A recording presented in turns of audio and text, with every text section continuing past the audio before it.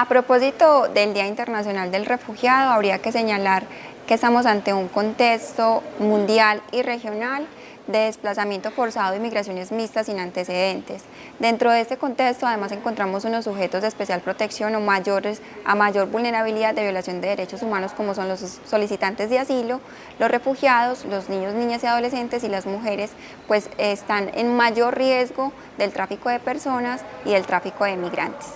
Si bien tenemos en el marco regional y de hecho en el marco internacional pues unos avances muy significativos en relación a la protección de los derechos de estas personas, encontramos por ejemplo la Convención de 1951 y la Declaración de Cartagena, y a su vez otros esfuerzos internacionales como son el Plan de Acción de Brasil y la Declaración de New York, pues todavía no encontramos un derecho internacional de los refugiados fortalecido en relación a las políticas o respuestas estatales. ¿Qué quiere decir esto? Que si bien por un lado hay un esfuerzo de la comunidad internacional de lograr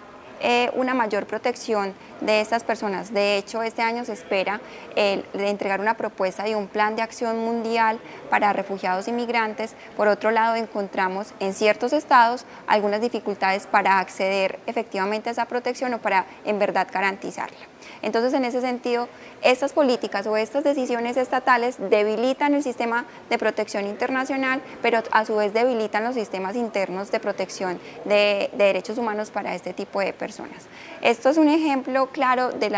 que hemos encontrado últimamente, por ejemplo, el rechazo de los barcos que han rescatado migrantes en el Mediterráneo, el caso propio de lo que ha hecho Malta e Italia,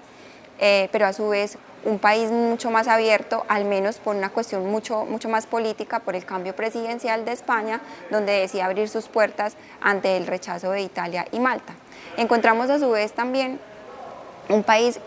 abierto en temas de políticas migratorias como lo es Canadá, pero luego encontramos dentro de ese mismo marco regional un país mucho más cerrado en sus políticas como lo es Estados Unidos en este particular momento, donde se ha visto la separación de niños y niñas y adolescentes de sus padres, de sus madres o de su familia en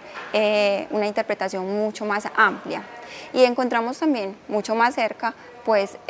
los procedimientos de refugio tan débiles en la región en relación, y esto lo ha revelado, en relación pues al flujo migratorio masivo de venezolanos en toda la región, ¿cierto? Entonces Colombia podríamos decir que no se aleja de esta realidad ni es ajena a esta realidad, precisamente por la condición de Venezuela, pero también precisamente por la condición mundial. No solamente tenemos la coyuntura de venezolanos llegando al país, sino también que tenemos otro canal o somos vía para muchos migrantes de otros países del mundo que pretenden llegar finalmente a Estados Unidos. En ese sentido, entonces es importante llamar la atención frente a los retos que como comunidad internacional tenemos y como Estado. En ese sentido es importante no perder de vista los compromisos internacionales en materia de protección de derechos fundamentales y derechos internacionales en relación a los refugiados y los migrantes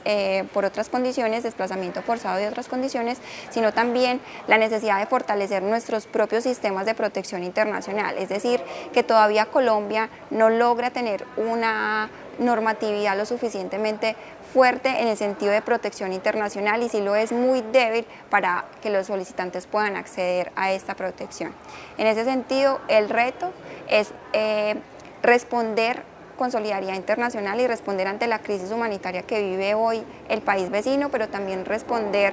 categóricamente ante situaciones de violaciones de derechos humanos que se dan en otros países del mundo. Esto es que no podemos tampoco como Estado quedarnos en silencio frente a violaciones de derechos humanos como las que suceden en la frontera con Estados Unidos o como el propio rechazo que hacen otros estados cuando es inminente la necesidad de hacer un salvamento pues, a estas situaciones coyunturales que se viven en el mundo.